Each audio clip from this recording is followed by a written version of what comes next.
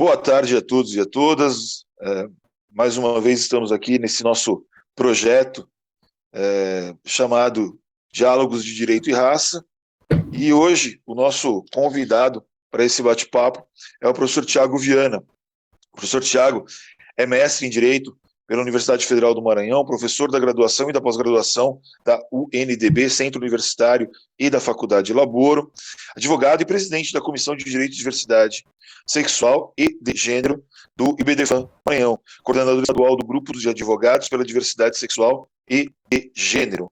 O Tiago estava aqui no nosso bate-papo, participou de um dos nossos bate-papos atrás, contribuindo, enviando perguntas e considerações, e aí já conhecia um pouco do trabalho do professor Tiago, já tinha visto alguma coisa, e aproveitei a deixa para conversar com ele e convidá-lo para esse nosso bate-papo de hoje.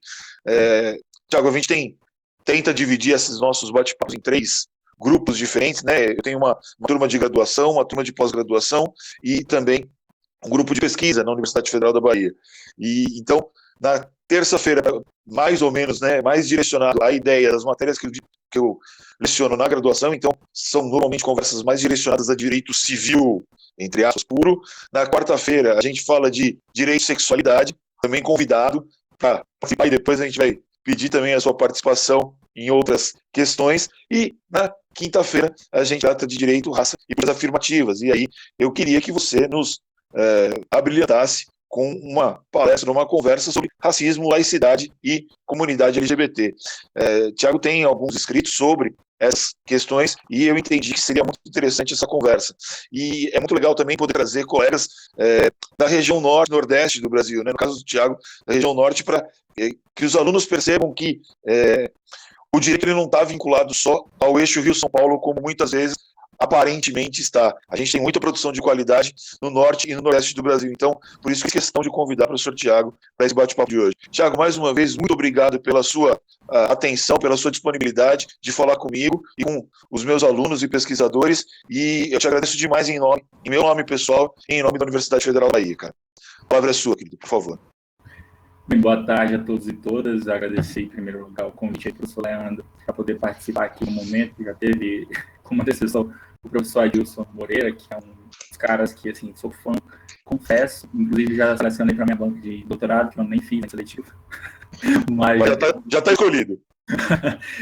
já está escolhido porque eu entendo que traz uma perspectiva muito boa, racial, que a gente, como eu vou colocar ao longo da minha fala, que a gente precisa ter, que a gente precisa ter enquanto operador do direito também, na lida do direito. O direito bem, a primeira coisa que eu sempre faço em palestras ou conversas, enfim, reduzidas ou grandes, é falar, aliás, dizer sobre o meu lugar de fala. Essa categoria, se a gente ver alguns textões e vídeos e discussões nas redes sociais, infelizmente é mal interpretada e entendida como coisa do tipo, se não é homem, se não é mulher, não pode falar sobre aborto. Se é branco, não pode falar sobre racismo. Se a gente continuasse com essa ideia, a gente continuaria pegando, né, só para a gente mesmo, para os iniciados, e a gente não conseguiria ocupar espaços como, por exemplo, Felipe Neto ocupa, aliás, e pode falar, por exemplo, sobre racismo, desde que essas pessoas, obviamente, entendam que o seu local de fala é como aliado da causa e não como protagonista. Tá? Essa visão equivocada também do lugar de fala traz um outro aspecto que parece que entende a pessoa que é integrante de uma minoria, seja mulher, ou negro, ou LGBT, é como se tivesse um chip, nascesse com um chip, que desse impulso cognitivo para ela saber teorizar melhor a respeito daquele tema.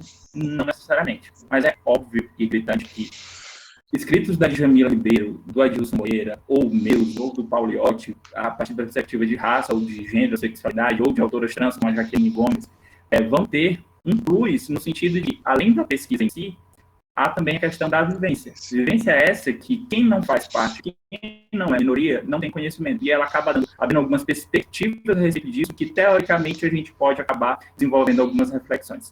Tá? Então, o meu lugar de fala é de um jovem, né, solteiro, é também um ponto importante a se colocar, já lembrando aqui das falas do professor Adilson, gay, negro e ateu. Alguém talvez pense, nossa, personificou agora o anticristo, ou então ele é satanista. Aí eu, geralmente, quando pensam assim, eu pergunto, como você acredita em Satanás, um demônio, filme de olha, se for o Lúcifer, da série, eu até caso. Mas como não é, não. E nós, ateus, não acreditamos em nada de sobrenatural, tá? E eu coloco esse ponto porque, inevitavelmente, como foi para Foucault, para estudar a sexualidade, como foi para o Kant, teve uma criação moral católica muito rigorosa, foi estudar na filosofia a questão da moral, é inevitável que nós pesquisadores, especialmente das ciências humanas e sociais, não pesquisemos sobre temas que também nos tocam pessoalmente. Mas aí não quero dizer que com isso a gente deixe de contaminar com subjetividades a nossa pesquisa, uma pesquisa científica, vai trabalhar a partir de algumas racionalidades, não necessariamente racionalidade iluminista, mas que tem um pouco da gente ali naquela pesquisa. Nos interessa pesquisar porque tem um pouco ali que a gente acaba, enfim, tendo essa atração e essa escrita apaixonada e esse momentos como esse. Pois bem, eu vou dividir minha fala, invertendo um pouco aí o tema, em laicidade, posteriormente racismo e, por fim, questão da comunidade LGBT, tá? Uma categoria que eu comecei a trabalhar a partir da dissertação do mestrado, que é onde eu pesquisei sobre o reconhecimento dos direitos humanos de pessoas LGBTI no sistema interamericano de direitos humanos, que foi a categoria do reconhecimento. Tem aí um intenso debate na filosofia política moral, eu particularmente adotei a Nancy Fraser na dissertação, mas eu gosto do Honneth nesse debate, que ele é bem didático. Ele traz 3 etapas que ele entende serem necessárias para uma formação saudável da personalidade da pessoa. Eu falo mais, além da pessoa, do próprio grupo social que aquela pessoa faz parte, né? Se é a população negra, se é mulher, se é a comunidade LGBT. A primeira dela, ele fala que se desenvolve na família, que é o elo do amor, né? Onde nesse grupo social a gente tem ali são feitos, enfim, os primeiros laços afetivos, né? As primeiras relações sociais se dão nesse meio. Portanto, se há essa atribuição, né, do amor, esse carinho, esse afeto dentro desse espaço, a gente já tem essa etapa aí bem sucedida na formação dessa personalidade. Ele passa por uma segunda etapa, que é a etapa do direito. Tá? No direito, quando a pessoa, já nas relações sociais fora do âmbito do lar, entende que ela se vê como alguém que tem os mesmos direitos e deveres em relação às outras pessoas e essas outras pessoas em relação a ela própria. Então, ela consegue se enxergar como um igual, como um cidadão com igualdade moral e jurídica perante as outras pessoas. Né? Então, portanto, participando ali em pé de igualdade da comunidade política. E, em terceiro lugar, a gente tem o âmbito das relações sociais fora do aspecto do direito, né? Vivendo, vamos colocar assim, na sociedade civil de uma maneira geral. E aí a gente tem o desenvolvimento da solidariedade. Cada uma dessas etapas vai desenvolver vamos colocar assim, sentimento correspondente à etapa do reconhecimento, né, no desenvolvimento da personalidade dessas pessoas. Na primeira etapa, a gente tem a autoconfiança, né, por parte da questão do amor, família. Na segunda etapa, a gente tem, a partir daí, o desenvolvimento do autorrespeito, já que se enxerga como igual aos outros. E na terceira, a gente tem a questão da solidariedade, em que se desenvolve a autoestima, já que há um reconhecimento social, né, que aquela pessoa é merecedora de igual proteção, de igual respeito, de iguais direitos e deveres também. Pois bem, se a gente trouxer a questão da população negra e da população LGBT, a gente tem aí 2 experiências semelhantes, mas com suas especificidades, obviamente. Em primeiro lugar, quando a gente pensa, por exemplo, na população negra, a gente hoje a gente está em um estágio que há um reconhecimento formal por parte do direito de igualdade, inclusive de combate à discriminação, reconhecer crime inafiançável, imprescritível, enfim, com índole constitucional, tá? No entanto, quando a gente para pensar no aspecto das relações sociais, aquela última etapa em que se desenvolve a autoestima, ela é prejudicada porque no meio social ainda há um intenso racismo, e aí é violência simbólica, é violência física, é terreiro queimado, situações de ser seguido no supermercado apenas por ser negro. Essas situações aqui mostram que não há o devido reconhecimento nessa etapa das relações sociais. Portanto, o desenvolvimento da personalidade da pessoa negra e da coletividade, né, de pessoas negras está prejudicado por conta do racismo.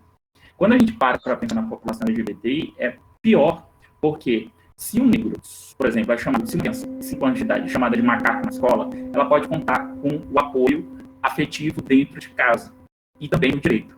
No entanto, se ela é chamada de bichinha, mulherzinha, ela não conta com o apoio em casa, dificilmente conta o direito, se a gente for aqui pelo aspecto que existe uma lei no Brasil, por exemplo, não existe, e também não conta com apoio do ponto de vista das relações sociais. Portanto, ela, desde essa primeira fase, que é a questão da família, ela já tem um desenvolvimento da autoestima, do autorrespeito, da autoconfiança, enfim, prejudicado, e isso implica prejuízos, déficits, desenvolvimento da personalidade, tanto do ponto de vista individual quanto coletivo. Por isso que a gente, quando vai para pensar em bullying, por exemplo, que sofre na escola, se sofreu bullying na escola, chega em casa ele apanha, porque não bateu no coleguinha quando o coleguinha chamou de, sei lá, de tá? Pois bem, que a gente conclui no final das contas aqui? Que, a partir dessa categoria do reconhecimento, as pessoas, cada ser humano, independentemente de qualquer coisa, é merecedor de igual respeito e consideração. Uma outra categoria que eu trabalho é de interseccionalidade. Tem um livro da Carla Cotirene, né, tem outros autores, mas aqui eu quero pontuar basicamente que isso trata a respeito de que não existe uma pessoa, por exemplo, não existe uma pessoa travesti. Existe a travesti, que é negra, moradora de periferia, e que vai ter uma vivência completamente distinta de uma advogada branca, mulher cis, e que vive em um bairro rico. Então, as categorias não são estanques, né? Se aproximam pela questão de gênero, mas se distanciam pela questão socioeconômica, por exemplo. Então, a gente tem aí, no final das contas, que nós não somos colocados em caixinhas. Esses rótulos, essas marcas da diferença, esses marcadores sociais de diferença, atravessam e constituem as nossas identidades, as nossas personalidades e as nossas relações sociais, nossas ações sociais. Portanto, não dá para pensar na discriminação direta, por exemplo, que o negro sofre racismo, a mulher negra e o homem negro sofrem racismo. Mas a mulher negra sofre muito mais preconceito e discriminação porque a mulher tem questão de gênero que vai piorar essa situação de vulnerabilidade que ela passa relativamente ao homem negro. Tá? Então, aí a gente precisa pensar, a partir do direito, com esse olhar interseccional, e entender que, de acordo com as características, enfim, a identidade dessa pessoa, ela pode sofrer níveis muito mais intensos ou menos intensos de discriminação. Isso é preciso levar em conta quando a gente dá uma decisão judicial, quando a gente escreve a respeito, né, desses problemas. E é importante pontuar também que, quando a gente está tratando de minorias, não é de bom tom e nem eticamente recomendável que a gente pense nessas pessoas ou nesses temas como objetos de pesquisa. Quando a gente fala de racismo e vai, por exemplo, pesquisar a violência obstétrica, afetando mulheres negras, a gente precisa entender que a gente está pesquisando com elas, falando com elas, e não por elas. Tá? Por que eu falo isso? Porque não são pessoas travestis, transexuais, mulheres negras, não são objetos de pesquisa, são seres humanos que estão passando por um problema que o pesquisador se propõe a explorar, refletir, propor alguma política pública, por exemplo, mas que, sobretudo, essas pessoas precisam ser ouvidas. Infelizmente, no direito, a gente não desenvolve muitas pesquisas, né, pesquisas de campo, pesquisas que vão partir para entrevistas dessas pessoas que estão aí passando por essas situações. A gente não dá voz a esses chamados subalternos, a gente não dá oportunidade deles de fala. Quando a gente não faz isso, a gente acaba reforçando o processo de discriminação. Tá? Pois bem, passando para o primeiro ponto, que é o da laicidade,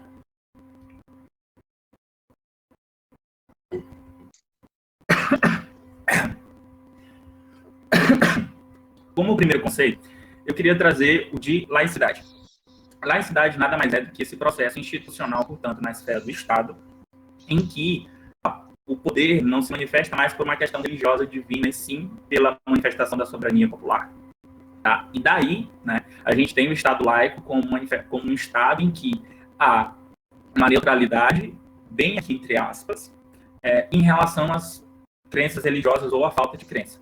O Estado laico, ele não se deixa ser influenciado por religiões, ainda que majoritárias, e nem influencia religiões.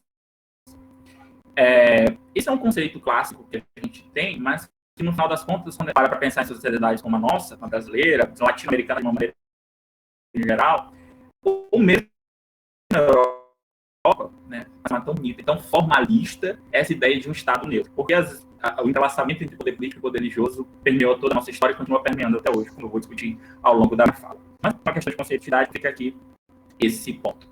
E aí o secularismo é um outro conceito que vem ser um correspondente à questão da laicidade, só que na esfera da sociedade civil. Tá? Portanto, é quando a sociedade civil reconhece a importância de o Estado, ou pelo menos, se o Estado pode inclusive ser confessional, mas quando ele reconhece a importância de que, independente das suas preferências religiosas, os direitos e deveres das outras pessoas não podem ser pautados exclusivamente nisso. Tá? Então, aí eu vou trazer dois exemplos tranquilos. Primeiro, o Brasil. O Brasil, pelo artigo 19, inciso 1º da nossa Constituição, é um Estado laico. Reconhece o papel da igreja. Não vou nem discutir aqui questão de preâmbulo, que nem força normativa tem. Tá? Mas reconhece o papel da igreja, autoriza a questão do ensino religioso. No entanto, coloca-se como, né, um Estado laico, portanto, neutro em relação às manifestações religiosas. E a Argentina, né, que fora o futebol, é um país que eu tenho muita inveja, porque lá o Estado tem uma religião, é um Estado católico, portanto, um Estado confessional. Mas quando a gente para pensar em direitos da população LGBTI, na Argentina já se garante o casamento desde 2010 e a lei de direitos de pessoas trans é a melhor que a gente tem no mundo. Sem dúvida. Ao passo que o Brasil, que é laico do ponto de vista formal, em 32, quase 32 anos, né, em outubro completo, de Constituição, a gente não tem uma única lei aprovada pelo Congresso Nacional, como a gente tem, até torcedor tem estatuto nesse país. População LGBT não tem. E aí eu falo, Maria da Penha, Estatuto da Pessoa com Deficiência, Estatuto de uma Pessoa Idosa, etc. Tá?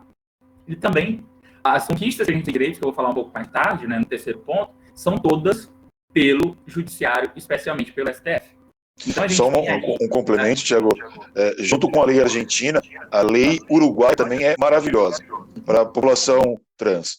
Eu, como trabalho com esse tema, para mim as duas são das mais bem estruturadas do mundo mesmo, tanto a Argentina quanto a Uruguaia. Mas desculpe interromper, só para que os alunos depois pesquisem caso queiram ou depois procurem lá no livro caso queiram. É uma contribuição, porque aí o que a gente tem?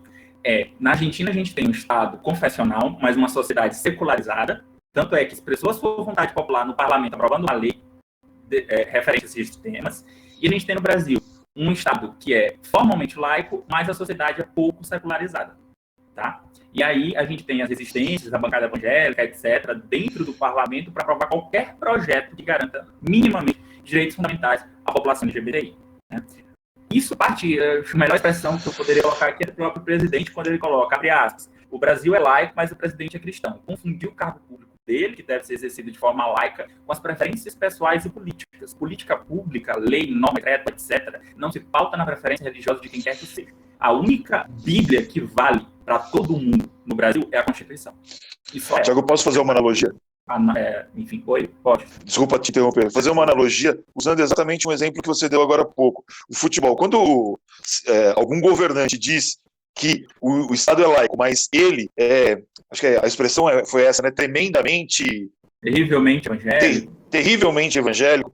Se a gente fosse fazer uma analogia, seria o equivalente, tá, dadas as devidas proporções, é claro, que o presidente da República ser torcedor de um determinado time de futebol e esse time de futebol passar a ter benefícios para ganhar o campeonato de futebol. Ou seja, toda a atenção ser destinada a esse único time, só esse time receber benefícios financeiros, fiscais, só esse time ganhar. Se a gente for fazer uma analogia bem pobre, é praticamente a mesma coisa. E parece que boa parte da população não consegue entender isso. E acho que o mais preocupante é perceber que não se tem a ciência ou a consciência de que, se a gente acreditar e concordar com algo dessa natureza, quando o nosso, abro aspas, time passar a perder, todos os outros vão passar a ganhar e nós vamos passar a perder. Então vai ser uma situação cíclica em que nunca a sociedade como um todo vai ser atendida. E democracia pressupõe que todos sejam atendidos. Acho que esse ponto é um ponto crucial. Enquanto o meu time está ganhando, eu acho que está tudo certo. A hora que meu time começar a perder, talvez acho que eu já não vou mais ter o direito de me incomodar com isso. E acho que esse é o ponto crucial desse tipo de entendimento, né? E aqui, assim, sou flamenguista, mas óbvio que eu não deixo de reconhecer o tratamento preferencial da Globo, por exemplo, da CBF em relação ao Flamengo. E aí é uma questão de privilégio de ser maioria, que ela não se percebe privilegiada. E é isso que acontece quando se fala algumas asneiras, que eu vou discutir mais à frente, como racismo reverso, heterofobia, ou então misoginia em relação a Maria da Penha, por exemplo. Mas vamos seguir. E o laicismo, né, no último conceito aqui, seria essa laicidade levada de forma radical não sectária. Um exemplo, a França. A França, o Estado francês, coloca como, né, o baluarte da laicidade, por conta da Revolução Francesa e tudo mais, e aí lá na França se proíbe o uso de véu, sob o argumento de que o uso do véu ele prejudica a livre autonomia das mulheres muçulmanas, né? Portanto o Estado proíbe. Só que isso é um pretexto, porque no final das contas, e se as mulheres muçulmanas, no uso da sua autonomia, querem usar véu? O Estado não deixa. Então, nesse aspecto, a única experiência que a gente tem no Ocidente, pelo menos, né, de perseguição religiosa tão descarada, é, nesse caso lá da França, que é assim, um ponta da curva, porque todos os outros países têm uma experiência de maior ou menor influência da questão religiosa no poder político. Tá? E aí, oscilando ao longo da história. Depender, óbvio, da maturidade democrática. Poderia dizer aqui também o Reino Unido, em que se autoriza o casamento, inclusive religioso, na igreja anglicana, né? Lá, e é um Estado confessional também, tá? Mas a sociedade é muito secularizada. Enfim. E aí a gente tem alguns mitos em relação ao Estado laico no Brasil. Porque basta falar Estado laico, parece que o povo entende que a gente revirar um Estado ateu, que é uma... sei lá, se a gente teve 2 Estados ateus na história da unidade, foram muitos. Tá? Mas a gente tem alguns mitos que são apontados pelo professor Luiz Cunha e Carlos Oliva. que é sinônimo de Estado ateu. O Estado laico é sinônimo de Estado multirreligioso, não. É de permitir a pluralidade religiosa. Que o Estado é laico, mas o povo é religioso. O Estado é uma coisa, laicidade. O povo é religioso, secularismo é outra discussão, tá? E quando o povo está no Estado, no parlamento, tem que aprovar leis com base na Constituição, não na Bíblia. Tá? Isso é um ponto importante de se dizer. O Estado laico é destituído de moral ou de ética. A gente, no Brasil, né, adotou a Constituição e os nossos valores morais, a nossa ideologia é a Constituição. Proteger os humanos, a liberdade, a igualdade, a fraternidade, a dignidade da pessoa humana. E a gente precisa, sobretudo, de igualdade de direitos, de oportunidades. Tá? E que o Estado laico é antídoto contra fundamentalismos religiosos. Não, não é. Veja-se no Brasil a completa parcimônia das autoridades em relação à queima de terreiros, por exemplo, de candomblé, de umbanda, enfim, e não se faz nada ou quase nada a respeito. Tá? Aqui no Brasil a gente teve alguns debates que esses mitos acabam sendo vindo à tona, que a gente tem o preâmbulo lá da Constituição Federal, né, a pessoa mal não lê a Constituição, só lê o preâmbulo e diz que nosso Estado é religioso.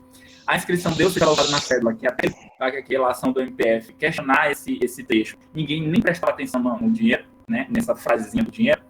Imagens religiosas como crucifixo em tribunais, repartições públicas em geral, inclusive agora o STF vai conhecer como repartição geral, tá? E que no final das contas é violência simbólica, porque ali dá o recado de que o argumento para sustentar esses adereços aí, esses símbolos, por conta da nossa formação histórica. A nossa formação histórica também teve influência da cultura indígena. Por que não tem algum tipo de símbolo religioso indígena lá? E teve uma enorme influência da população negra vinda da África também. É nesse ponto que eu se não causa incômodo, segundo falam os defensores, né, da presença desses crucifixos, enfim, se não causa incômodo para as minorias, para quem não é daquela religião, então vamos fazer um teste. Coloca, sei lá, um preto velho, coloca lá faz um trabalho ali na porta do despacho, lá na porta do fórum. Quem que vai passar? Ou pelo menos quem que não vai passar se benzendo? Muita gente. Então, assim, não dá para falar neutralidade quando se privilegia simbolicamente e com dinheiro também de quem compartilha daquela região esses símbolos religiosos em repartições públicas, tá? Pois bem, a gente tem, infelizmente, ao contrário do que a gente gosta de pensar, que somos como uma democracia racial, também uma democracia de tolerância religiosa. A gente teve, alguns anos atrás, né, daí tá encontrar tranquilo na mídia, os casos de muçulmanas apedrejadas, os casos de Datena ofendendo ateus em rede social, falando que são basicamente homicidas hediondos. A gente tem mães e pais de santos que são expulsos de favela pelos traficantes de Deus, isso dá assim, um outro debate inteiro. Guerreiros, né, depredados ou, enfim, incendiados. 50% da nossa população é de católico, evangélico 31%, então por volta de 82%, 86% a gente tem da população cristã no Brasil. Mas nós temos ateus, nós temos budistas, nós temos shintoístas e pessoas sem religião, etc. Tá? Então não dá para a gente pensar que o fato da Kailane, de apenas 11 anos de idade, ter saído de um culto da religião dela, ter sido apedrejada na cabeça e dizer que tinha a impressão de que ia morrer, não dá para a gente ver isso como algo que se fala em uma democracia de tolerância religiosa. A gente não teve conflitos como, por exemplo, na Irlanda, a gente não teve conflitos religiosos de uma maneira geral expressos, né, assim, mais explícitos. No entanto, a gente tem sim uma história de intolerância, de racismo religioso, especialmente com religiões de matriz africana. E quando eu penso na questão de uma sociedade secular, eu exemplo de uma pesquisa de 2017, aliás, da Datafolha, em que 8% votariam num candidato ateu, 33% talvez, e 52% não votariam de jeito nenhum, como se capacidade técnica, política, etc., tivesse a ver com o fato de alguém professar uma religião ou não. Tá? Afinal de contas, a gente pode concluir desse ponto que o Brasil é um país laico, mas nem tanto. Quanto ao racismo, aqui eu vou partir primeiro do conceito da teoria social, que entende ele enquanto uma forma sistemática, né, uma doutrina, enfim, em que se discrimina pessoas, e aí por meio práticas conscientes ou não, se discrimina pessoas, instituições, escolas, etc., conferindo desvantagens e privilégios com base, com critério na raça daquela pessoa, na raça em que é identificada. Isso, inclusive, tem uma questão de ser real ou supostamente ligada a essa raça, tá? Que é uma discussão aí do Mijote. O racismo estrutural, que o professor Silvio Almeida coloca, inclusive, nesse livro aqui, tá? É que o racismo ele está nas entranhas da nossa formação histórica, social e política, portanto, ele acaba se espelhando, né, se refletindo em diversas das nossas experiências enquanto sociedade, na economia, na política, na questão da educação, etc. Eu vou trazer daqui a pouco alguns exemplos. Isso acaba refletindo em outros tipos de racismo, Um deles é o racismo recreativo, que é um livro lá do Sr. Adilson, né? Ele aborda nesse livro dele. A gente tem o racismo cultural, o racismo institucional, que se eu pudesse exemplificar numa pessoa o racismo institucional, que é aquele, ou discriminação institucional, que é aquela em que a instituição, ou a norma, enfim, coloca que não pratica discriminação, mas que, no final das contas, na aplicação prática dessa norma, ou no tratamento desses segmentos, acaba sendo discriminatório. A professora Morello, né, a senhorita Morello lá de Todo Mundo Odeia o Chris. O tratamento todo dela, assim, de coitadismo em relação ao Chris, que é o único negro na escola, lá nos Estados Unidos, ainda naquele debate de segregação racial, de adaptação longa ali naquele país, mas que ela trata ele de uma forma extremamente discriminatória, extremamente ofensiva do ponto de vista racial. Tá? Sempre com alguém menos desenvolvido, alguém que não vai ter capacidade ali intelectual de disputar com os outros alunos. Pois bem, e aqui, para ver exemplos simples, como a gente tem a questão do racismo estrutural, entranhado não só na estrutura do Estado, na sociedade civil, mas na nossa própria formação, o fato de alguns nerds, leitores de revistas em quadrinhos, se incomodarem que na série televisiva da HBO, não lembro, ou da Netflix, de Titãs, da DC Comics, que acharam uma personagem alienígena, que nas revistas em quadrinhos tem uma pele laranja e é ruiva, houve um incômodo completo e absoluto de ela ser retratada por uma atriz negra e ruiva. Aí eu paro para pensar na unidade, um exemplo de alguém laranja para poder pintar o cabelo de ruivo para poder fazer essa personagem estelar. Eu só consigo pensar no Trump. Mas eu acho que isso é muito bem de Roland e tal. Mas são esses tipos de debate que a gente precisa ficar tendo em redes sociais ou fora dela, porque é um combo. Não. O personagem originalmente é branco, mas aí vai lá, o personagem negro, pronto, acabou com a história, todo o universo da Marvel, da DC, se acabou por conta da mudança da cor da pele daquele personagem. Um outro exemplo é a indignação de crianças quando tem alguma foto, algum vídeo, que estão com trajes da Umbanda do Candomblé, né? E aí todo mundo acha um horror, porque tem que começar nessas religiões só quando ela for mais entendida, mais velha, mas ninguém fala nada a respeito do batismo de crianças na Igreja Católica. Né? Vocês estão lá, o padre está lá afogando na bacia, volta e traz de volta, ninguém fala nada a respeito. Ou seja, há um conhecimento dessas práticas por parte da religião majoritária, né, que é a católica, a religião cristã, mas não se reconhece com o mesmo olhar essa possibilidade de participação da crença, do credo, enfim, da religião de matriz africana.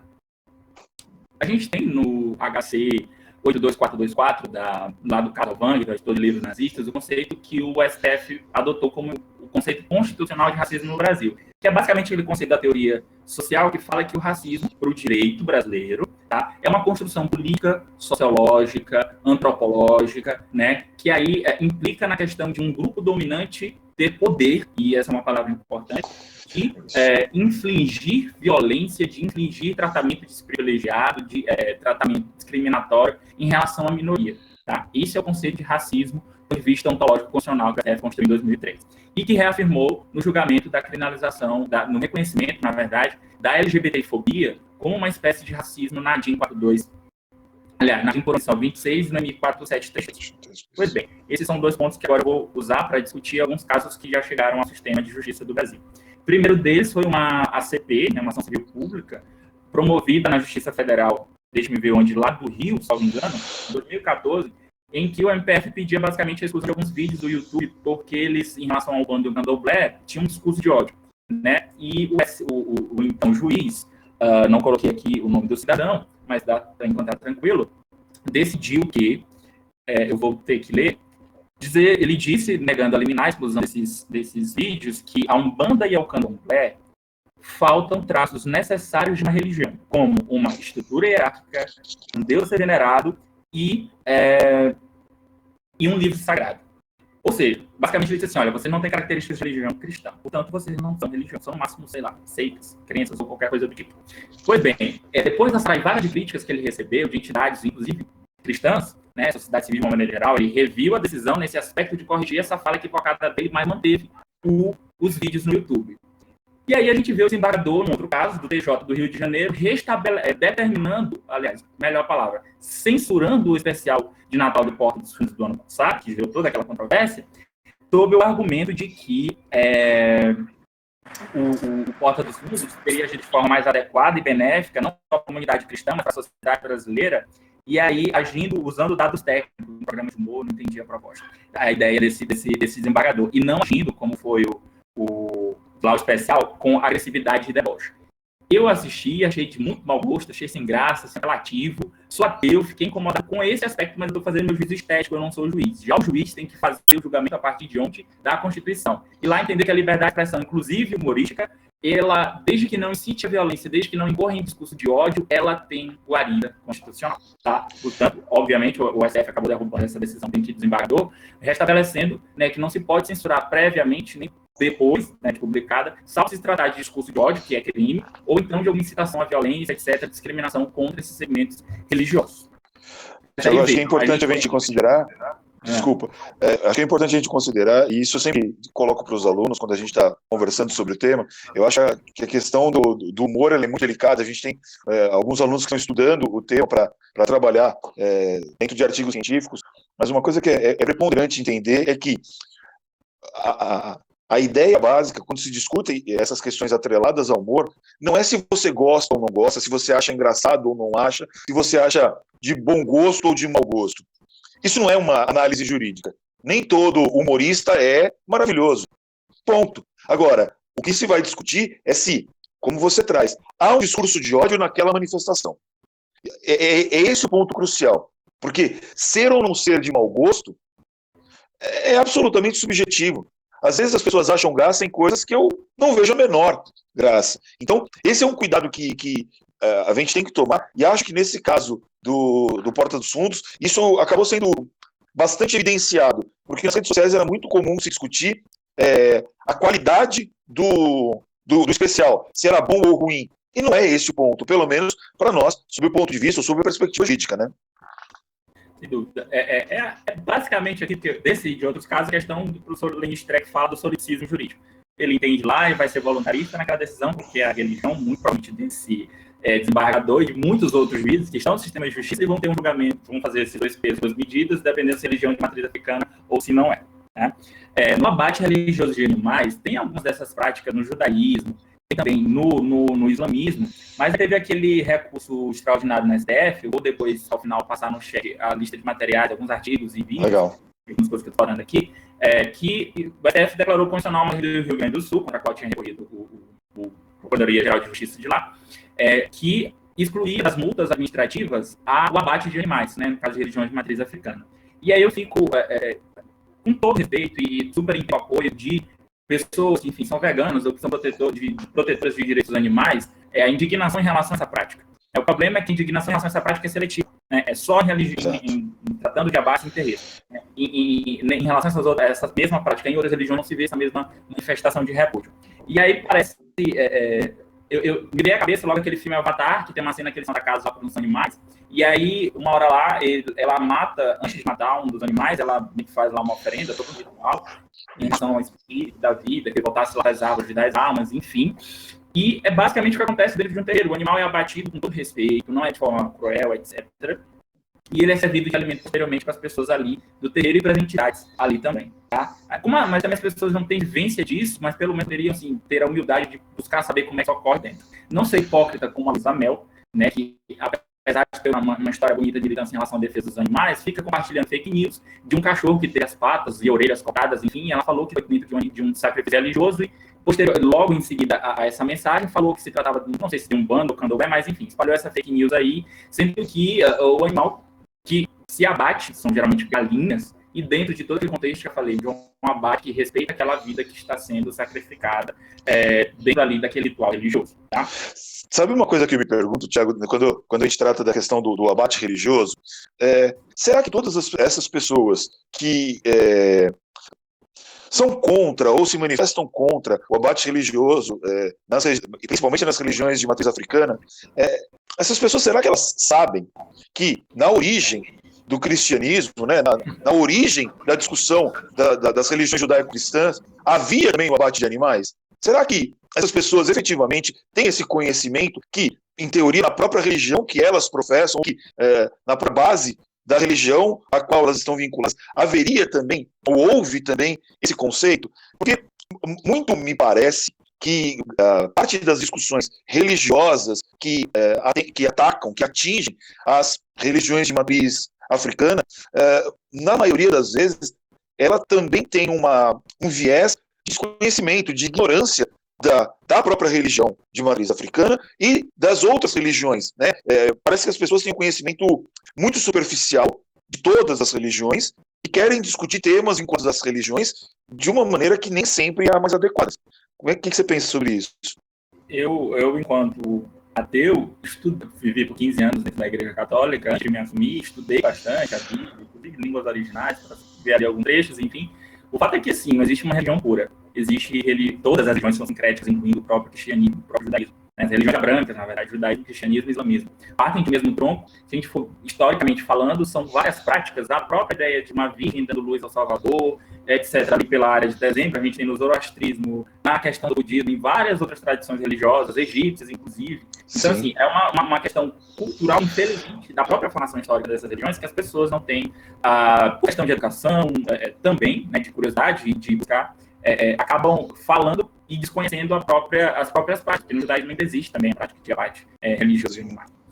Um outro tema que eu coloco aqui é a questão do ensino religioso. Teve uma linha no STF que foi decidida no sentido de que cabe ensino religioso confessional, portanto, de um credo religioso específico nas escolas. Eu tive a oportunidade de ir à audiência pública que foi feita pelo ministro Barroso, relator da ação, em 2015, e, resumindo, o vídeo do YouTube, vou disponibilizar daqui a pouco, resumindo, eu cheguei, ali eu não vi ali como espaço de apresentar argumentos tão técnicos, já que tantos outros fazem isso. Eu fui ali para realmente uma fala militante, estava representando a Liga Humanista Secular do Brasil. E aí, em determinado momento da fala, eu disse, bem, se os defensores do modelo confessional estão aqui defendendo esse ponto de vista, eu respeito e aceito, desde que a gente possa autorizar que também haja aulas de satanismo e religião da maconha.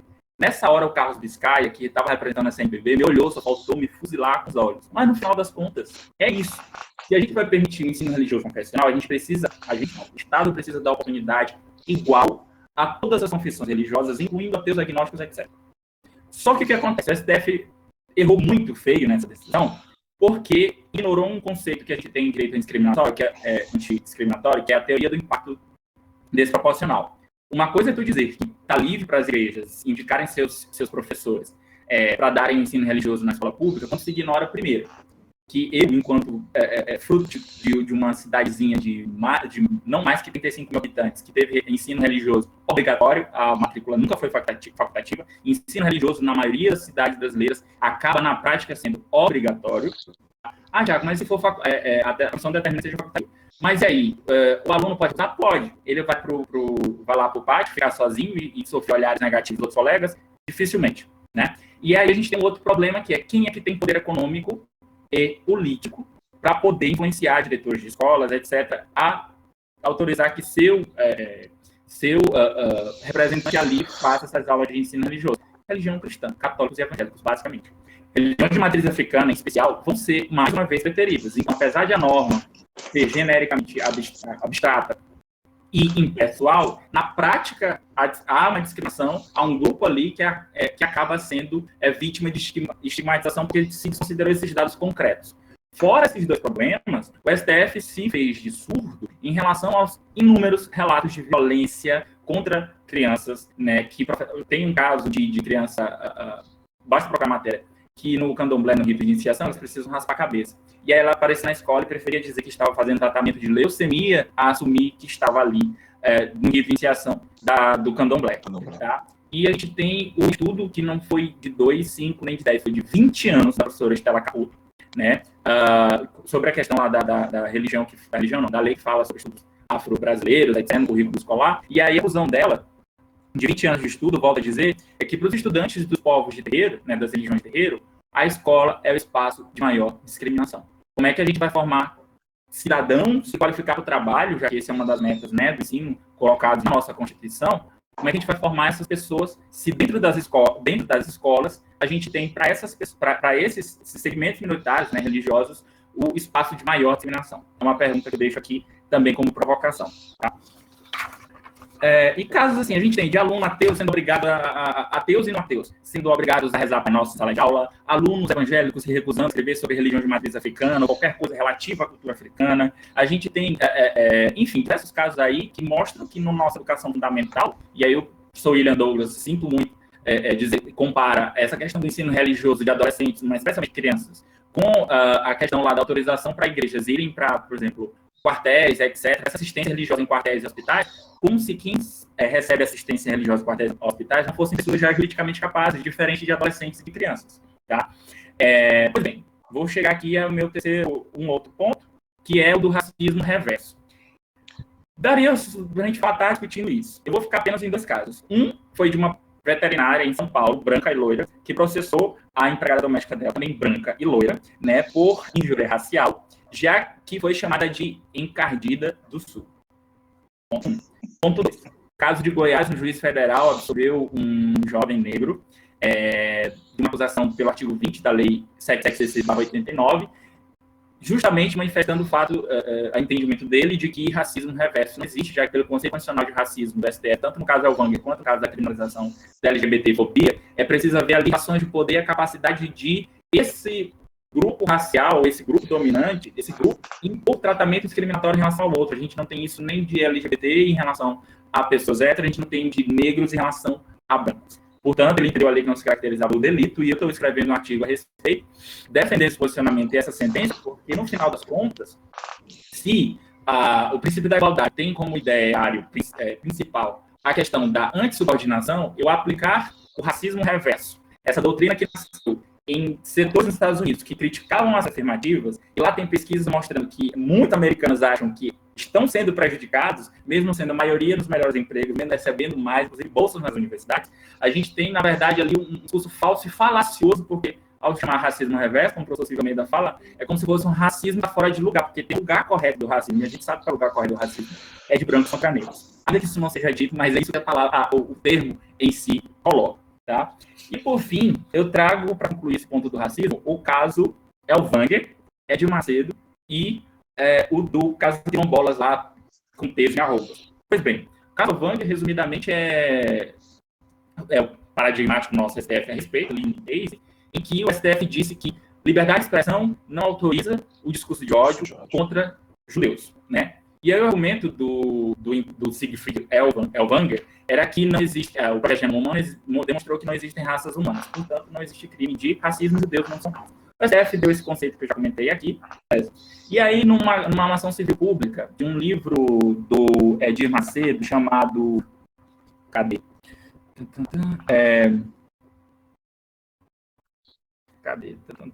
Orixás, caboclos e guias, deuses ou demônios. Eu vou ler um textinho que é importante. Abre aspas. A pombagira causa em muitas mulheres o câncer de útero, de ovário, a frigidez sexual e outras doenças. A sua atuação atribui-se às práticas sexuais ilícitas e outras situações ligadas à sexualidade pecaminosa. Então, esse livro foi objeto absurdo. Pública, lá na Justiça Federal da Bahia, e lá o agravo de instrumento acabou, né, dando o voto vogal, foi no sentido de que foi uma legítima manifestação da liberdade de expressão. Tem um artigo do amigo meu, Jorge Cerejo, que eu vou também indicar para vocês, que vai estar nessa listazinha que eu vou passar, que trata exatamente desse caso. Então, a gente tem, no caso, Elvanger, embora de natureza criminal, mas aqui a questão é discurso de ódio com base em livros. A gente tem um reconhecido que é um crime prescritível e não afiançável, não é autorizado, discurso de ódio racista, e outro, já que o objeto aqui não é mais uma religião, entre aspas, branca, né? É uma religião de matriz africana, a gente tem um entendimento completamente distinto e fala que é legítima liberdade de expressão quando se trata de público simples, discurso de ódio racista, porque isso é racismo religioso no final das contas, tá?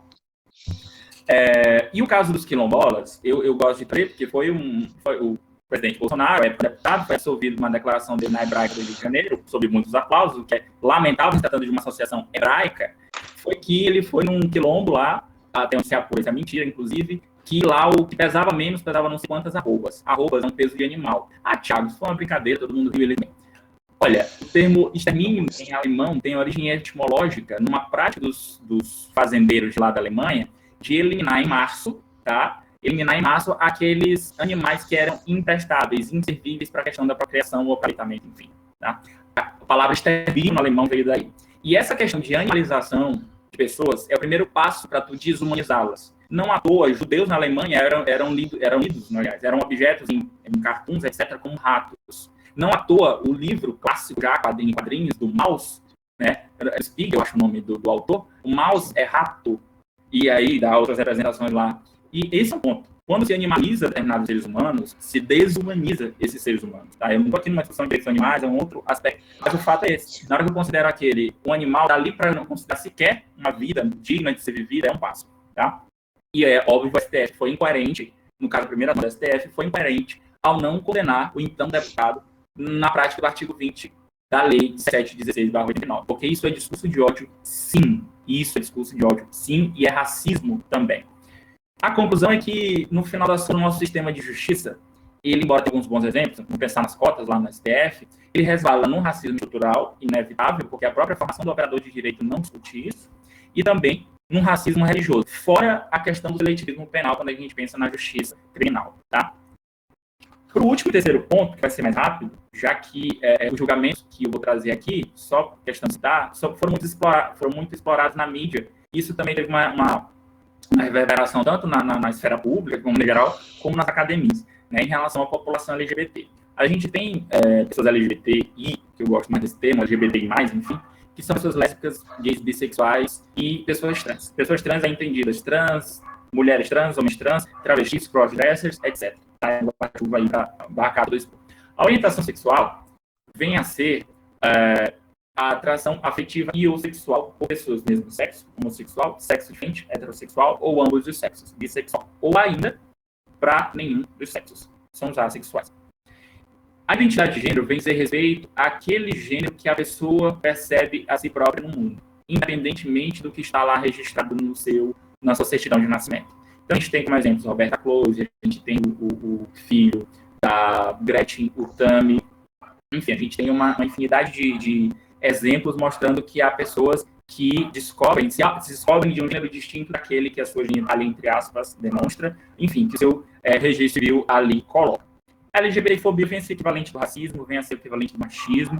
Esses problemas aí específicos que eu coloquei na questão do reconhecimento, e trazendo aqui em forma de dados, a gente teve no ano de 2018, segundo o Grupo Gay da Bahia, 320 homicídios e 100 suicídios de pessoas LGBT. Tiago, suicídios é crime de ódio, porque na hora que o pai bate no filho, quando descobre que ele é LGBT, ele cria uma situação de vulnerabilidade psicológica que não é decorrente da homossexualidade ou da transexualidade da pessoa em si, mas sim da falta de reconhecimento no seio familiar, e isso acaba levando, ou mesmo de um bullying da escola, isso acaba levando muitos dessas pessoas LGBT a suicídio, infelizmente.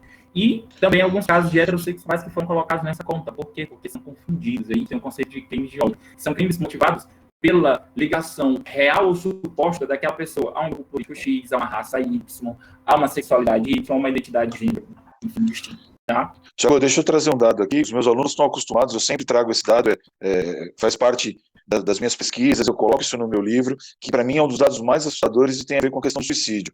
Não vou nem discutir aqui as razões pelas quais os suicídios acontecem. Elas são, no meu entender, razões socialmente até um tanto quanto óbvias, né? Toda a segregação, todas as ofensas, toda a realidade, a falta de apoio familiar, a falta de acesso a trabalho, a educação e por aí vai. Entre a população trans, existem dois dados que para mim são os mais assustadores. Né? Um dado de 2010 dos Estados Unidos revela que nos Estados Unidos o percentual de pessoas trans que tentam, pessoas não trans que tentam suicídio gira em torno de 1,6%. Pessoas trans que tentam o suicídio é de 41%. Um outro dado que de uma realidade um pouco diferente, mas aqui na América do Sul, no Chile, uma pesquisa de 2016 mostra que no Chile esse número é de 56%.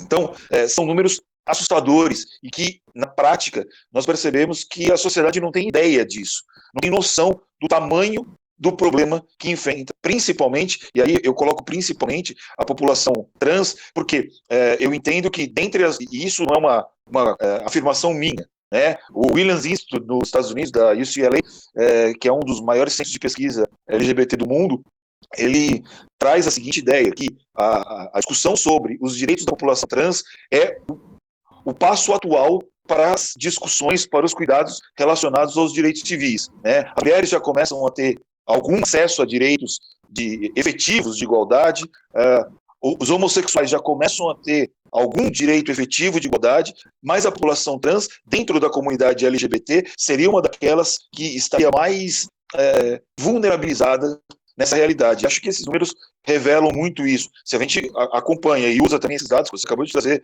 da incidência de homicídios, de suicídios no Brasil da população trans, é um negócio que chega a ser assustador. Tanto é que internacionalmente é reconhecido o Brasil como o país que mais mata a população LGBT no mundo. né? E é um país, segundo dizem, super aberto, né? Tem toda uma consciência quanto à sexualidade em que isso não aconteceria. Mas a gente sabe, na prática, os números são devastadores, né? Aqui tem um outro dado que é a expectativa de vida de pessoas trans no Brasil é de 33 anos de idade. Sabe quando é que o brasileiro tinha de vida? Em 1900. Quando se começou a fazer. 1900. Quando se começou a fazer, ou seja, 120 anos atrás. Quando se começou a fazer esse tipo de levantamento, nesse tipo de estudo aqui no país. Então, a gente tem aí também o fato de que, tanto nos Estados Unidos quanto aqui, o índice de expulsão dessas pessoas de casa, das escolas, implicam num dano irreparável, na maioria das vezes, ao projeto de vida, e por isso que a gente não vê mulheres trans juízas, advogadas, médicas, engenheiras, dentistas, etc. Por isso que a gente não vê as pessoas nesses espaços, mas sim sob a luz do poste, tendo sido empurradas para a vida de prostituição, sobretudo 90%, segundo a Andra, né, das pessoas trans, das mulheres trans, pelo menos no Brasil, sobrevivem da prostituição não por uma escolha da autonomia dela, mas sim por serem empurradas pela vulnerabilidade social desse contexto, né?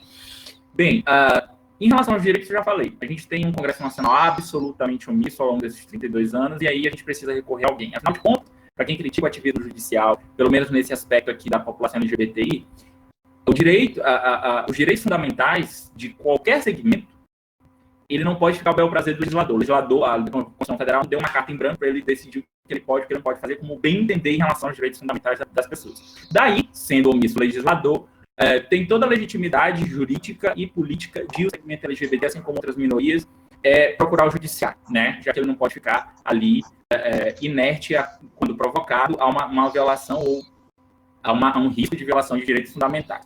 E a gente tem algumas decisões da união estável afetiva, dos direitos de pessoas trans, identidade de gênero percebida, a questão da criminalização da LGBTfobia, a questão da inconstitucionalidade parcial do crime de pederastia no Código Penal Militar, que é um outro julgado que merece também algumas críticas, que o STF errou feio, por desconsiderar a questão do impacto desproporcional, porque a maioria dos julgamentos que chegam ao Superior Tribunal Militar em relação à prática do 235 do CPM são de relações entre pessoas do mesmo sexo. E a gente não vê, embora saiba que exista, também relações heterossexuais, mas que, enfim, acabam, né, aquela coisa fazendo vista grossa para não chegar até a justiça criminal do STM.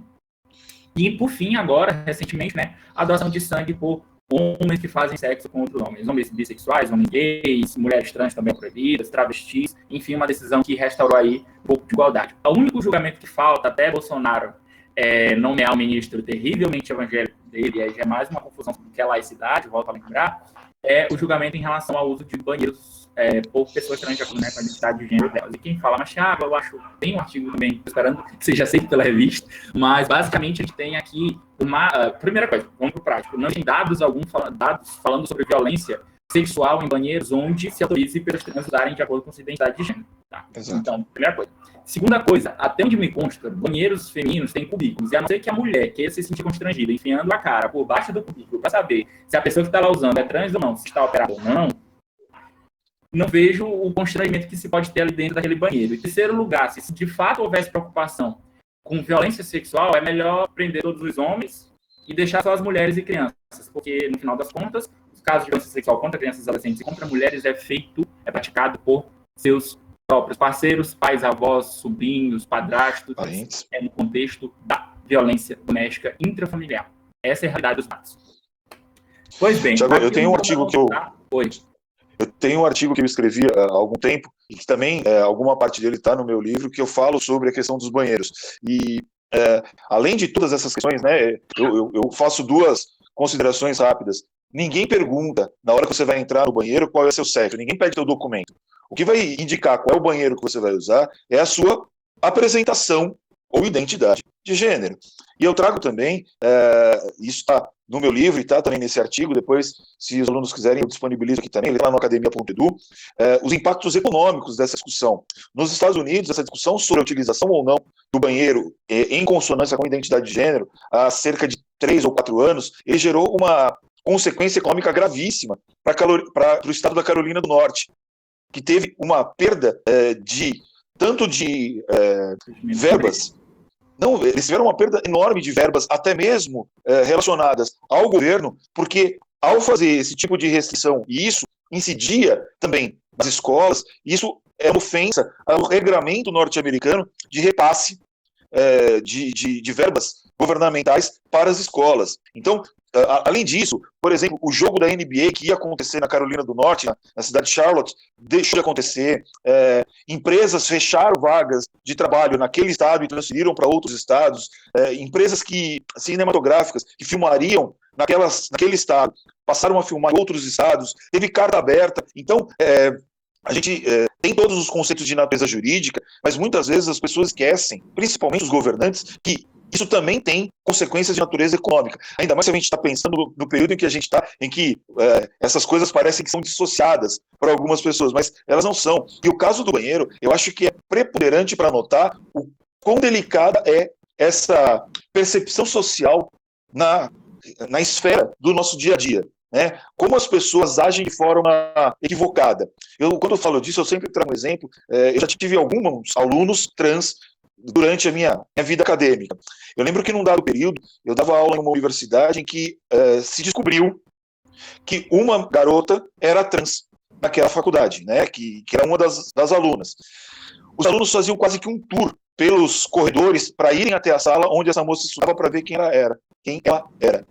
Então, a gente percebe que socialmente existem ainda muitas coisas a serem consideradas, né? E acho que tudo isso passa de uma análise muito delicada da nossa sociedade como um todo. Talvez o ensino de educação sexual nas escolas, tanto quanto o ensino religioso e outras figuras, podem ser preponderantes para que a gente tenha uma sociedade um pouquinho mais adequada àquilo que, pelo menos, a Constituição sustenta como necessário. Você não acha?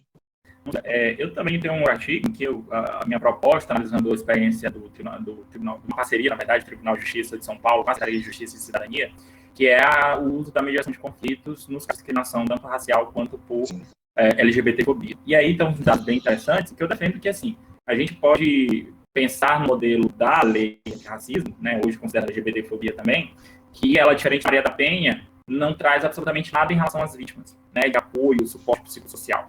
No que a gente pode resolver esse conflito, e isso não afeta, obviamente, a responsabilidade penal, ali, no aspecto da mediação de conflitos. E o resultado acaba sendo muito mais positivo, né, de entendimento, e esse é o relato das pessoas que já passaram por essa experiência, e com outros temas, de que sai muito mais satisfeito de uma sessão de mediação de conflitos, né, após o conflito ser resolvido, do que de uma audiência judicial, com todo aquele paramento, e juiz, e promotor, e advogado, e toda a dor de cabeça que a gente sabe que é um processo judicial. Aqui, eu não posso deixar de citar o nome do Paulo Ió, que é um querido amigo, e em todas essas ações, ou ele está como advogado da petição inicial, ou então como amigo escure. Né, o Paulo esteve aqui com a gente tem 2 semanas. A gente, no julgamento da criminalização, esteve juntos, e estamos juntos, assim como amigos e parceiros acadêmicos, desde 2004, 2006, por aí, quando no Orkut a gente começou a discutir essa tese da criminalização lá em comunidade, tudo foi amadurecendo academicamente esse debate até chegar, né, eu representando o grupo da Bahia no julgamento, e ele pelo partido lá, pelo PPS, salvo engano, que foi o autor da ação. Pois bem, a gente tem essas conquistas, mas a gente também tem que pensar que o judiciário, e aí eu sugiro o artigo muito pertinente da Soringa Goldmaus, que é o judiciário como superego da sociedade, entender que assim, a formação do STF hoje é maravilhosa para a gente, mas daqui a 10, 15 anos não se sabe. Então a gente precisa, dentro do Congresso, ter uma incidência para aprovar leis e emendas constitucionais, enfim, que garantam esses direitos que já estão garantidos dentro das decisões do judiciário. Tiago, mas elas não podem ser revogadas, o princípio da proibição de retrocesso social. Não sei se eu confio assim tanto no STF, seja qual for a composição dele, na maioria com promessa de 2 ministros terrivelmente evangélicos. Nesse julgamento da criminalização, por exemplo, o Bolsonaro falou que já tem indicado um ministro que ele sentaria lá nesse processo, né, num perdido de vista por anos. Né? Enfim, a gente basta pegar o caso da decisão lá da cura gay, em que o juiz decidiu que a terapia de reparação ou de reorientação sexual, terapia, enfim, para vizinhos bonitos e eufemistas, que o Conselho Federal de Psicologia não poderia proibir os psicólogos de, vejam só, oferecer uma cura para algo que não é doença. E a falta de entendimento e a falta de humildade do juiz foi não saber que qualquer pessoa em conflito por conta de sua sexualidade ou identidade de gênero pode procurar um psicólogo, né, um profissional, e ali, com ele, trabalhar, elaborar isso para viver. Se ele não quiser assumir essa identidade de gênero ou essa orientação sexual, ele conseguir conviver com esse conflito. Ou então se assumir e acabar com esses conflitos. Né? Isso nunca foi proibido na Resolução 1 de 99 do CFP.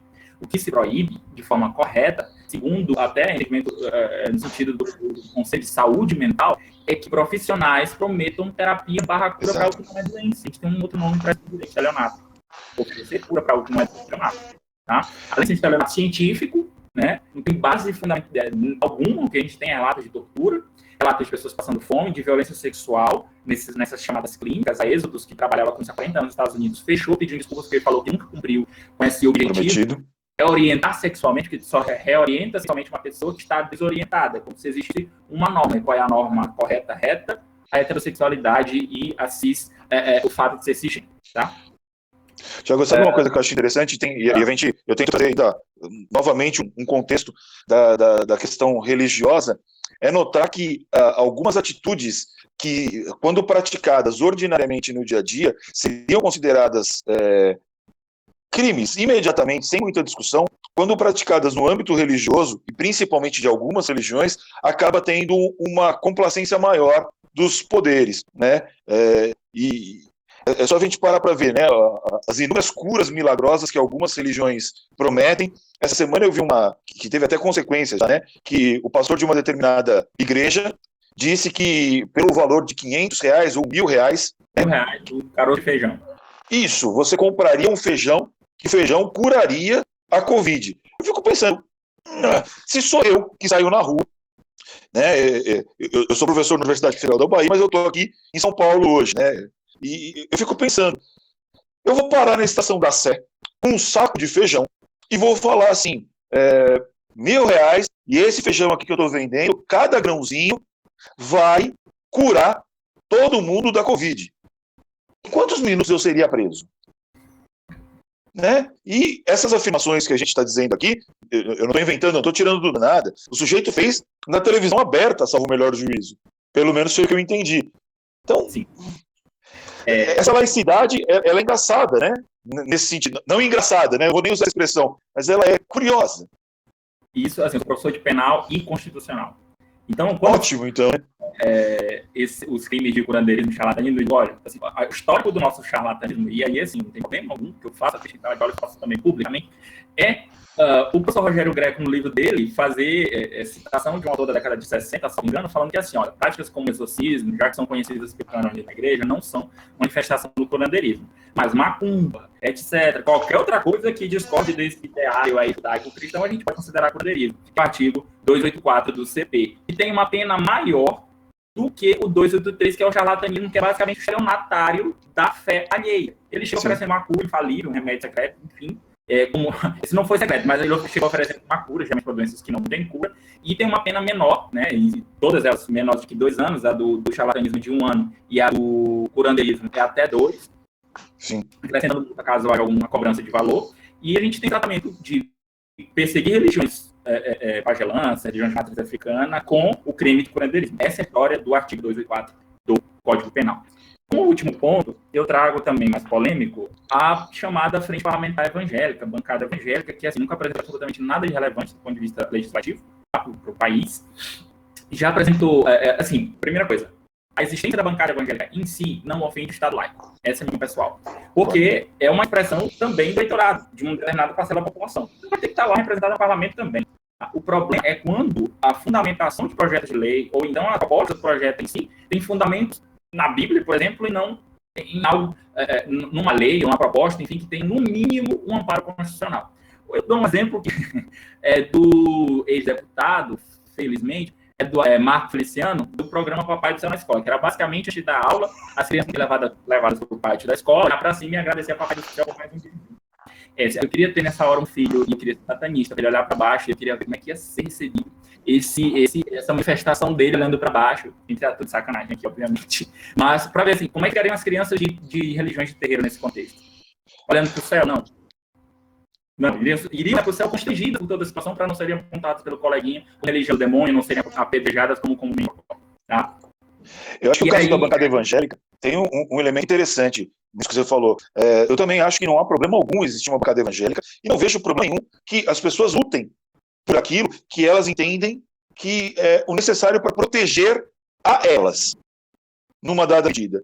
Mas o que me incomoda é quando essa luta ela é para impedir ou vedar que os outros exerçam os seus direitos, as suas crenças, os seus entendimentos. E uma coisa que me incomoda também, Tiago, é a gente pensar o seguinte, aqueles que professam religiões que têm essa origem judaico-cristã, acham ou pensam que se trata da religião mais antiga do mundo, que ela tem uma base histórica que seria mais sólida. Se a gente for para pensar, inquestionavelmente, as religiões de matriz africana, por uma questão simples e antropológica, elas são mais antigas. A humanidade nasce na África.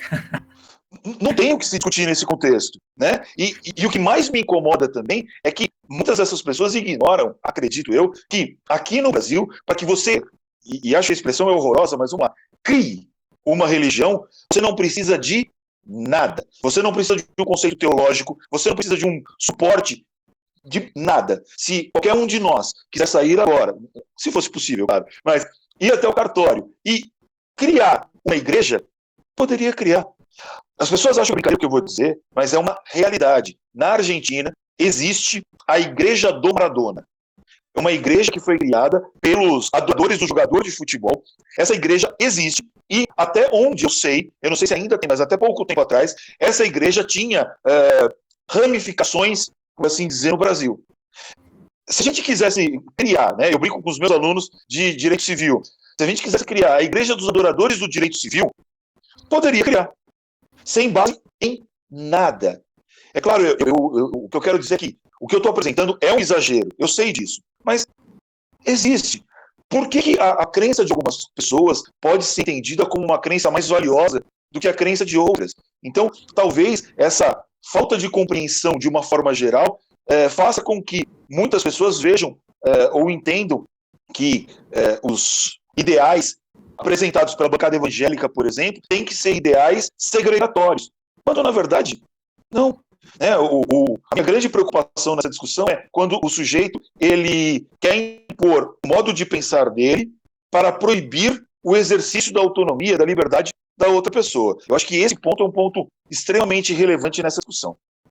E olha, que aí, assim, eu vou daqui a pouco dar uma posição, talvez surpreenda algumas pessoas, mas antes de chegar nela, eu vou lembrar que é só um julgamento. O da União Estável entre pessoas do mesmo sexo de 2011, a CNBB esteve lá com o nome escuro e ontem eu escutei de novo a manifestação para reafirmar o que eu já vinha defendendo há algum tempo, que a CNBB, e aí está a importância desse debate aqui, ela não, o advogado não chegou a ler a Bíblia e começou a ler os textos bíblicos em relação ao casamento que disse Jesus, ou que deixou de dizer no Antigo e no Novo Testamento. Sim.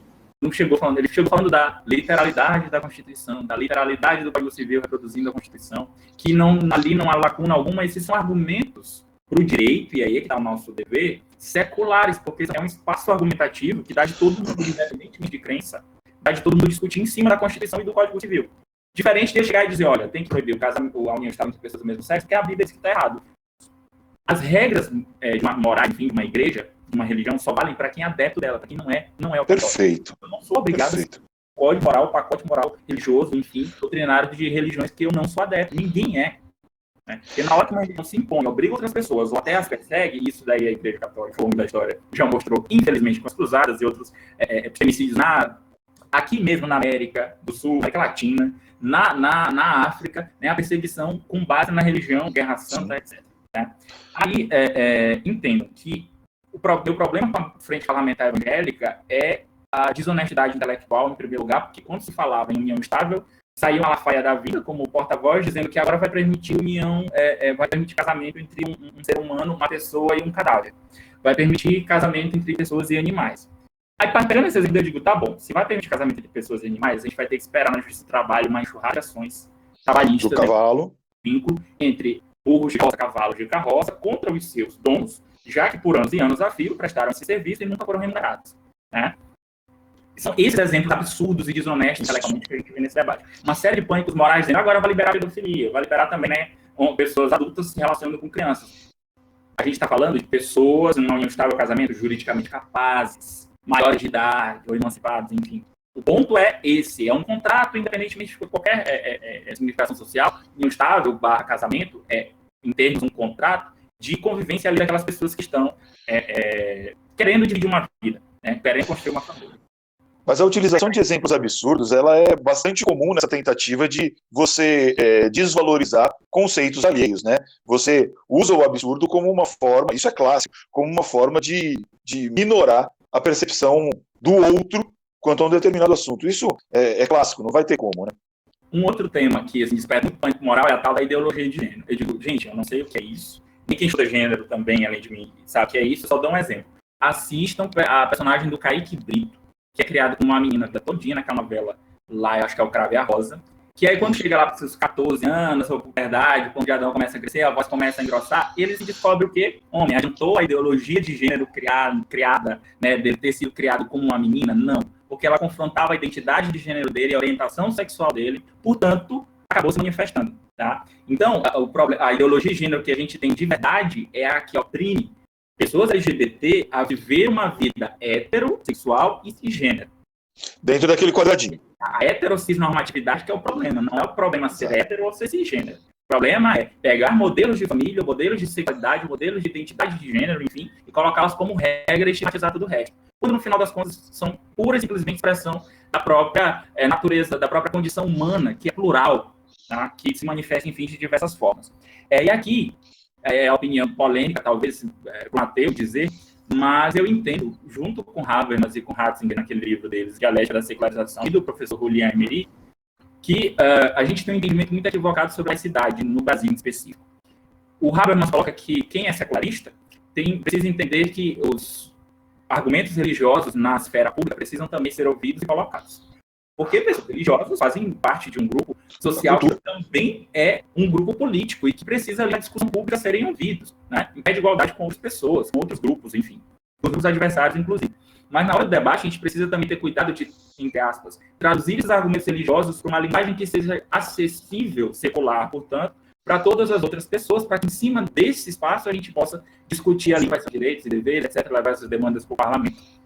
E aqui no Brasil em específico, o professor Emery aponta, que eu acho bem interessante, é respeitar justamente esse papel de setores religiosos como grupos políticos e colocar, entendê-los, respeitá-los como parte do debate para que a gente possa discutir direitos e deveres no parlamento, na sociedade civil, enfim, mas levando em consideração que eles precisam ter voz e espaço, mas que eles também precisam entender que os direitos, opiniões e crenças deles não podem servir de argumento para a negativa de direitos para outros segmentos, com práticas ou vivências que, enfim, com os quais eles discordam, tá? Infelizmente, no Brasil, a gente tem esse aspecto de ter um Estado formal e uma sociedade civil pouco secularizada, né? E isso dá a essa negativa de direitos históricos de mais de 30 anos em relação à população LGBTI e a resistência em relação a direitos sexuais e reprodutivos, enfim, tem toda um inferno, um apocalipse que a gente vive com a bancada do boi, da Bíblia e da Bala.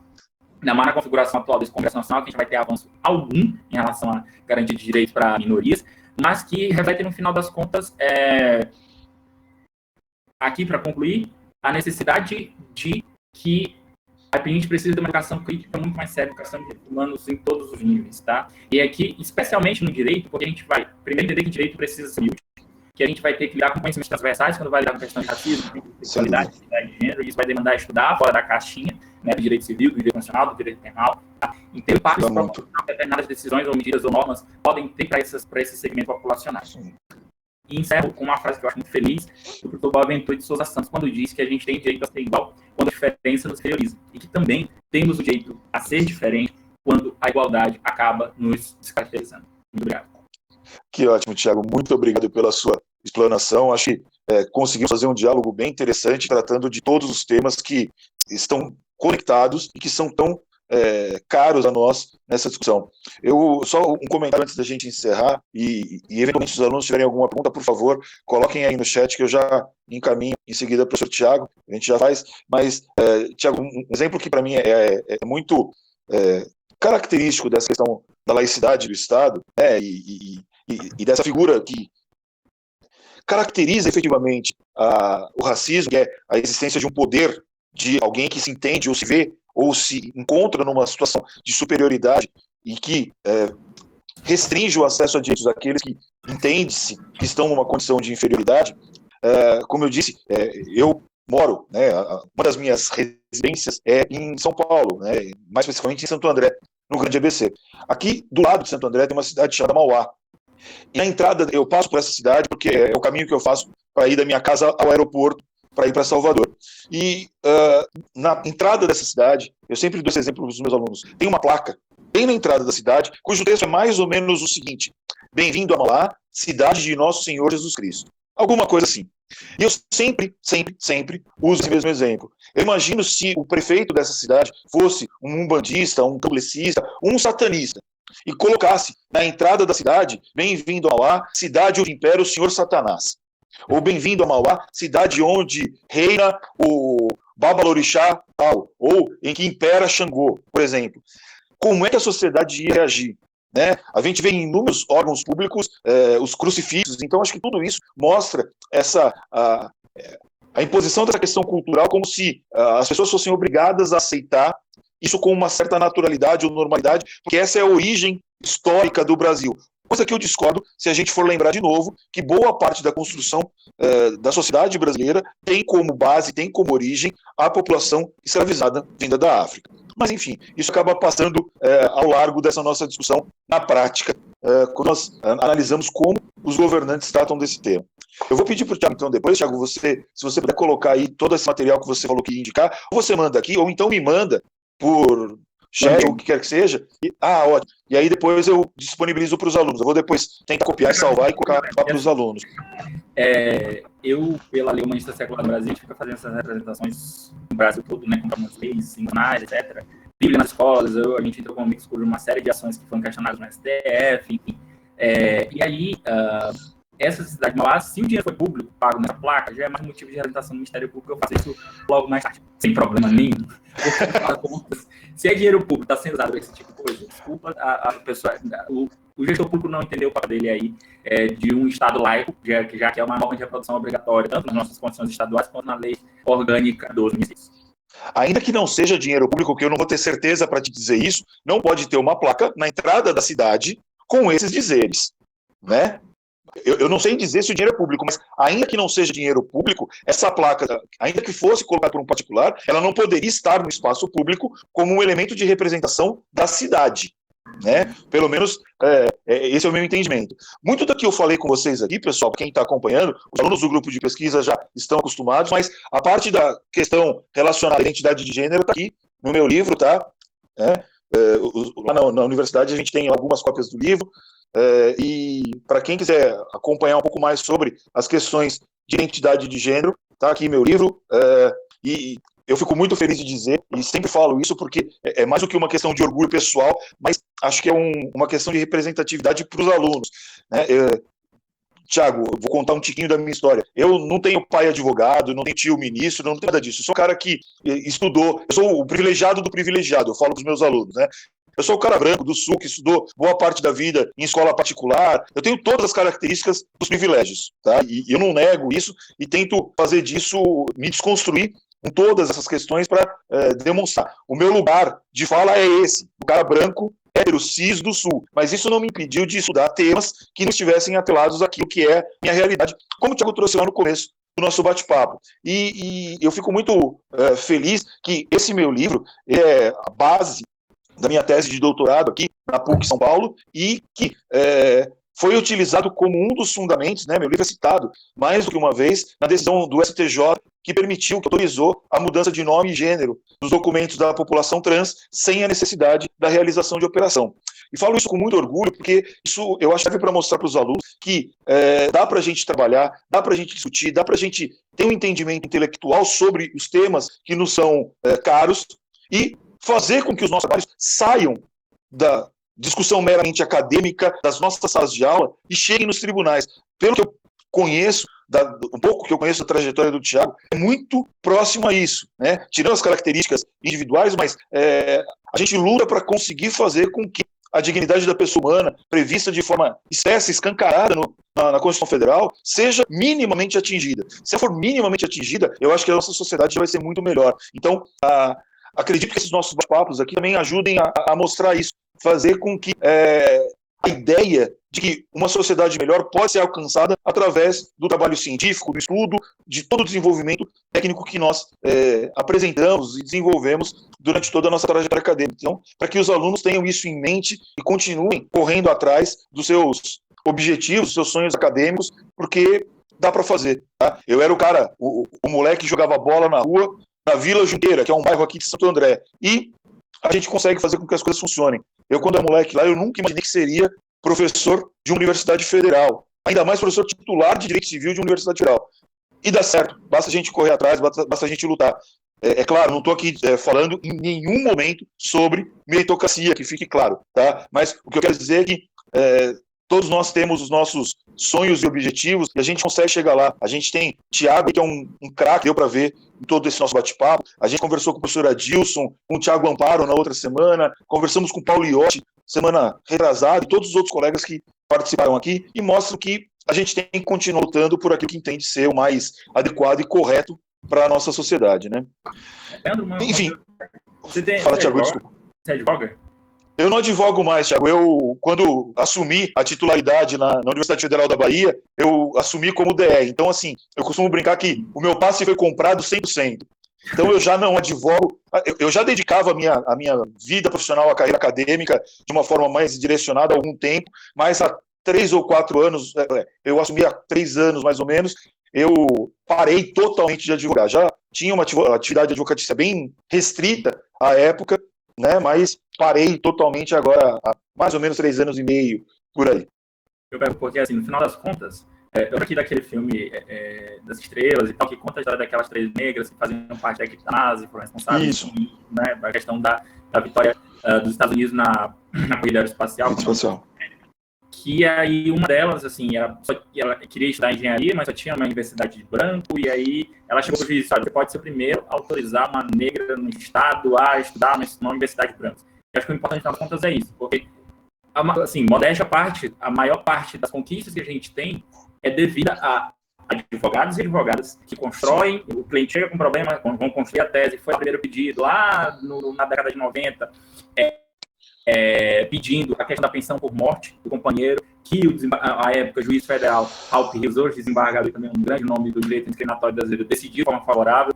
A Maria Brenite Dias decidindo de acordo com os pedidos que eram feitos pelos advogados em nome dos seus clientes. E aí a gente que acaba levando essa questão ao judiciário, o judiciário precisa das duas uma. Ou ficar esquecido na história, né, tomando decisões, ou ainda hoje negando, dando pareceres negativos e recorrendo, como faz um lá em Santa Catarina, não no sul do país, estou lembrado do estado, contra a união estável e o casamento de pessoas do mesmo sexo, né, um debate que não existe mais, ele fica insistindo em recorrer, e também ao papel de quem está lá dentro do judiciário, no caso juízes, embargadores e ministros, que acabam tendo recolhendo esses frutos acadêmicos dos pesquisadores e dos advogados também, e aí então, quando é advogado e pesquisador fica muito legal essa interação, e acolhem isso nos votos, porque no final das contas é fruto, como aqui nos Estados Unidos, a questão da luta racial, foram lutas e debates envolvidos dentro do seio da sociedade civil, em entidades de proteção de direitos humanos, levadas aos tribunais e um dia de minoritários acabaram sendo majoritários e venceram ali reconhecendo a igualdade de direitos.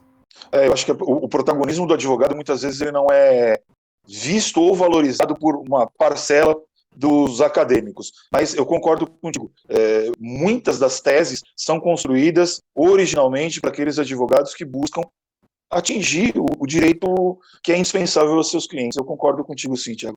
Bom, de qualquer maneira, eu agradeço a todos, agradeço ao Thiago. Thiago, de verdade, muito obrigado.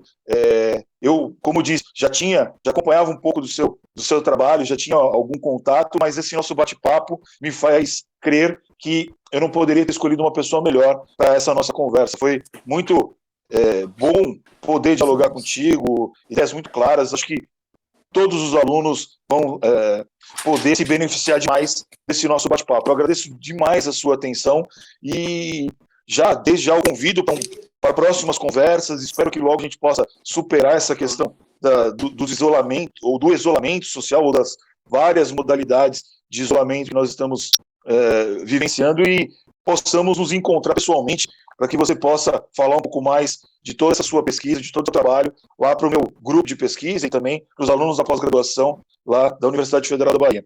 Thiago, mais uma vez eu agradeço a você, em meu nome pessoal, em nome da Universidade Federal da Bahia, por essa sua disponibilidade, e agradeço a todos os alunos e pesquisadores que nos acompanharam hoje.